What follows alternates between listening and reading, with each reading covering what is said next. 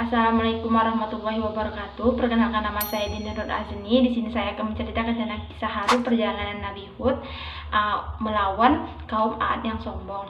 Jadi sebelum saya menceritakan ini, saya mengambil cerita ini dari beberapa sumber. Yang pertama itu dari videonya Nadia Umara. Terus yang kedua itu dari sumber-sumber internet yang lain juga kan.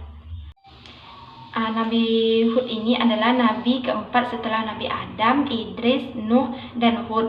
Ini diabadikan di dalam Al-Quran sebagai nama surat dan terletak di urutan nomor 11 dan mempunyai ayat sekitar 123 ayat, dan nama suratnya itu adalah Hud.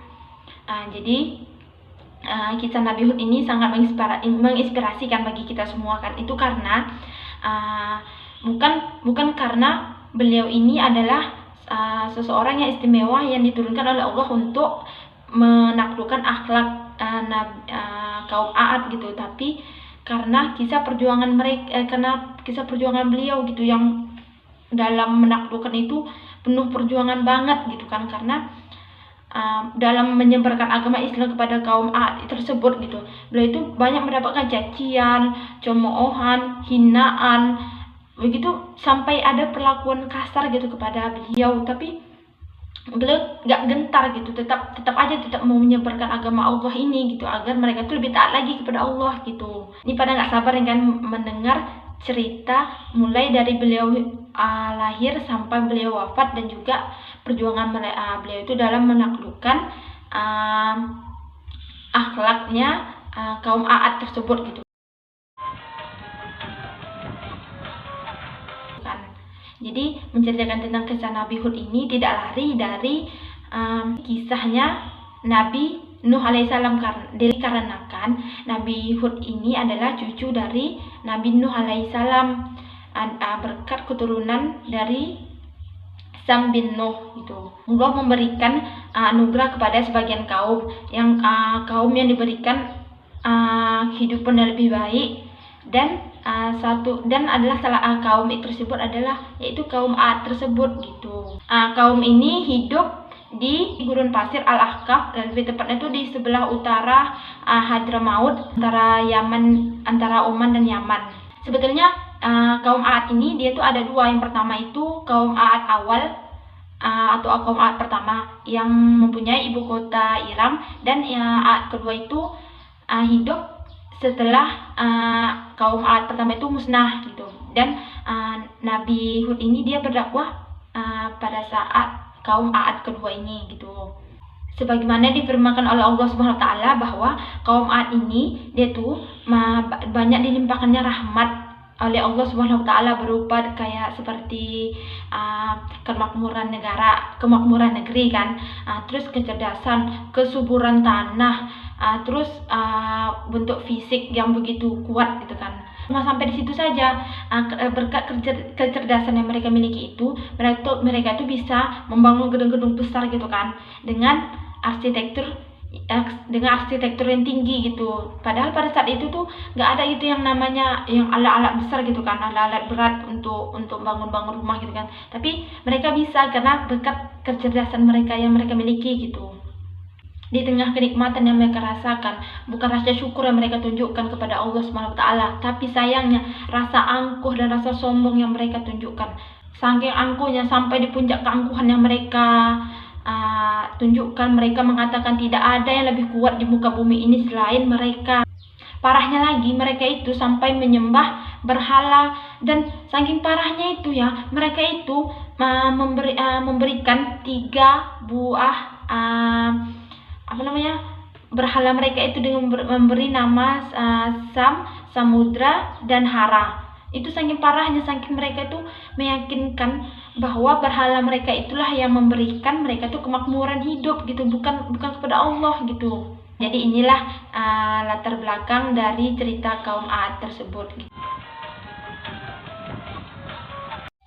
Melihat akhlak dari kaum Ad ini semakin parah, jadi Allah mengirimkan seseorang untuk memperbaiki akhlak dari kaum Ad tersebut, yaitu Allah mengirimkan seorang pria yang diutus sebagai seorang nabi yaitu Nabi Hud inilah yang diutus oleh Allah gitu kan, untuk memperbaiki akhlak dan menghapus kesombongan yang ada pada dirinya kaum Ad tersebut. Tapi Nabi Hud ini dia lahir dari salah satu keturunan dari kaum Ad tersebut gitu, dan dia menikahi seorang wanita yang bernama Melka yang menjadikan sebagai istrinya gitu kan, sebagai pendamping hidupnya gitu. Nabi Hud ini dia pernah menyerukan kepada kaum Ad tersebut kan, bahwa meminta agar kaum Ad ini lebih taat lagi kepada Allah, lebih bersyukur atas nikmat yang mereka rasakan gitu kan. Dan Nabi Hud ini dia juga menegaskan bahwa dia ini tidak meminta imbalan atas dakwah yang dia jalani ini kan. Dan di saat Nabi Hud ini menyampaikan dakwahnya dengan memang dasarnya kaum Ad ini kan mempunyai kesombongan gitu kan. Lalu mereka bertanya-tanya, siapa sih sebenarnya Nabi Hud ini gitu, kok kenapa dia kok tiba-tiba ngomong seperti itu? Sesungguhnya aku adalah Rasul yang dapat engkau percayai. Karena itu bertakwalah kepada Allah dan taatilah aku, kata Nabi Hud gitu kan kepada kaum Ad. Setelah Nabi Hud mengatakan itu kan, terus kaum Ad ini sampai mereka itu mengatakan bahwa Nabi Hud ini tidak waras gitu. Mereka mengatakan bahwa Nabi Hud ini gila gitu. Itu sampai, ya Allah, sampai segitunya mereka tidak mempercayai ajaran yang dibawa oleh Nabi Hud kepada mereka. Di antara kaum-kaum lain ini, kaum Ad inilah diberikan kenikmatan yang besar, dimuliakan oleh Allah, tapi mereka tidak merasa bersyukur gitu atas apa yang ada gitu. Beliau pun sempat bersabda kan dan mengatakan, apabila tidak segera bertobat kepada Allah, niscaya Allah itu akan menurunkannya azab kepada mereka dan mereka itu tidak bisa lari dari azab tersebut gitu kan. Jadi pada saat kaum Ad mendengarkan Nabi Hud berkata seperti itu, mereka itu tidak bergeming, mereka tetap saja menyombongkan diri bahwa mereka itu paling kuat. Mereka tidak mau meninggalkan berhala-berhala tersebut karena mereka meyakinkan bahwa dari nenek-nenek moyang mereka yang terdahulu itu, bahwa berhala inilah yang bisa menyelamatkan mereka dari apapun gitu. Jadi kan setelah Nabi Hud itu bersabda tadi, jadi mereka itu kayak menantang lah. Mereka menantang beliau agar azab yang dikatakan oleh beliau itu terjadi gitu. Kalau memang Nabi Hud ini betul-betul orang yang dapat dipercaya gitu kan. Kenapa mereka tuh kayak nggak percaya aja gitu kan? Kenapa Nabi Hud ini kalau seorang rasul atau seseorang yang diutus oleh Allah Subhanahu wa taala gitu kan untuk menyempurnakan akhlak mereka.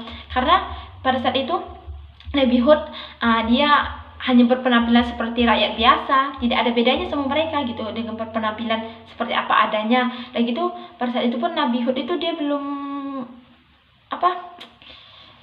menunjukkan kemukjizat yang ada pada diri dia gitu kan, apa aja yang bisa dilakukan gitu.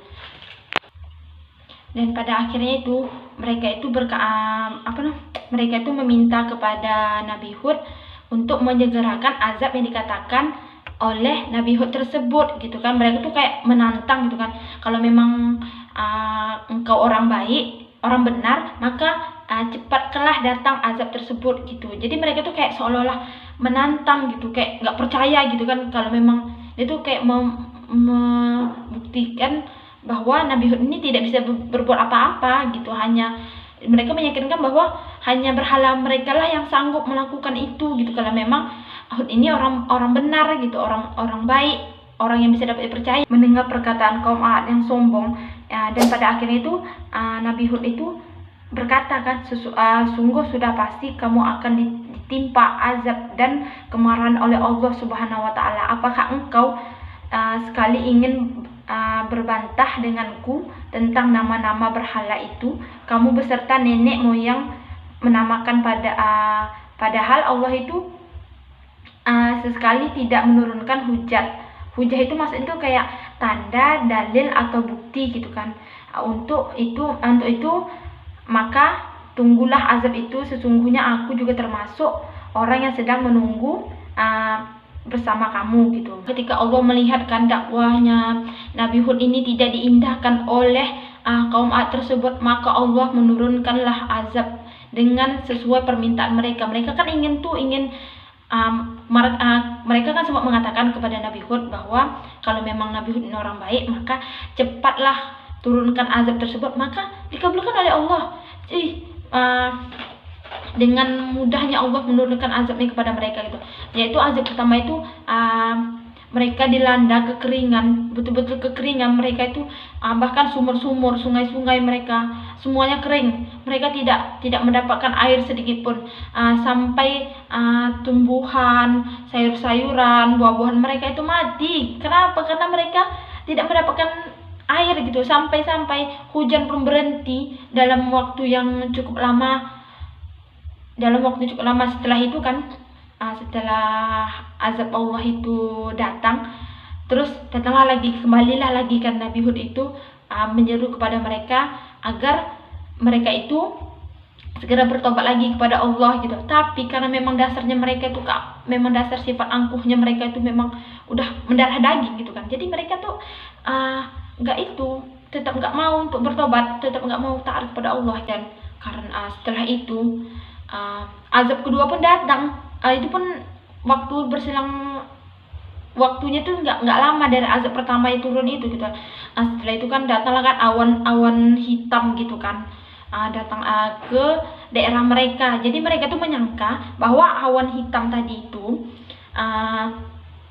kan mendung gelap kali, kayak betul-betul kamu turun hujan tuh kan. Jadi mereka tuh kayak gembira gitu kan, mau turun hujan gitu kan, sebentar lagi kita akan diberikan hujan gitu. Jadi mereka itu menyangka awan hitam itu tuh adalah sebuah anugerah gitu kan. Lalu kan Nabi Hud kan berkata gitu kan, itu tuh bukan awan rahmat, tetapi awan yang membawa angin sumut yang akan menewaskan kalian semua, dan angin itu penuh dengan siksaan gitu. Mereka masih tidak mempedulikan gitu ucapan Nabi Hud ini. Mereka masih tidak percaya gitu dengan apa yang dikatakan oleh Nabi Hud tersebut. Setelah kaum Ad bergeming gitu kan, kemudian gumpalan awan hitam yang tadi itu berubah menjadi angin topan yang menghembuskan semua kaum Ad tersebut gitu, sampai mulai dari rumah, tumbuhan, binatangnya, hewan-hewan ternak mereka itu berterbangan di langit gitu. Pada saat itu pula kaum Ad pun semuanya mati, semuanya bergelimpangan di halaman-halaman itu gitu. Dan pada saat itu semua kaum Ad dinyatakan mati, tidak ada yang tersisa selain Nabi Hud dan kaum-kaumnya yang beriman kepada Allah Subhanahu wa taala. Dan saking parahnya azab yang Allah berikan kepada mereka, angin itu terus terjadi selama 7 malam 8 hari. Itu saking parahnya, saking ya Allah gitu, nggak membayangkan aja gitu, sampai selama itu gitu azab yang Allah berikan kepada mereka. Tapi mereka tetap ya Allah masih aja nggak percaya gitu, sampai mereka itu diibaratkan seperti tunggul pohon kurma yang sudah mati gitu. Terbayanglah kan kayak pohon kayu gitu kan, yang subur gitu kan, dipotong, mereka kan kayak tinggal tunggul aja gitu kan. Nah seperti itulah mereka, saking parahnya sampai berserak-serakan mereka gitu. Pada saat itu pun suasana di sana menjadi senyap, menjadi sunyi. Karena apa? Karena tidak ada lagi satupun penduduk yang selamat. Dan setelah beberapa saat kejadian itu, Nabi Hud dan para sahabat-sahabat pun pindahlah ke suatu tempat Hadramaut. Jaraknya itu sekitar 80 km dari kota Tahrim, dan menetap di sana sampailah Nabi Hud itu wafat dan dimakamkan di sana. Dan sampai sekarang itu makamnya Nabi Hud ini masih sering dikunjungi oleh kaum muslim di seluruh dunia gitu. Jadi kan di sini nih kita bisa banyak sekali ngambil hikmah gitu kan. Jadi makanya Maksudnya kita tuh sebagai manusia, sebagai umat muslim yang Allah berikan, karena sesungguhnya harta yang ada pada kita itu semua hanyalah titipan, dan pada suatu saat akan kembali lagi kepada Allah. Sekian dari saya, mungkin hanya itu yang bisa saya sampaikan, dan mohon maaf jika ada yang salah karena saya masih belajar juga. Saya akhiri, assalamualaikum warahmatullahi wabarakatuh.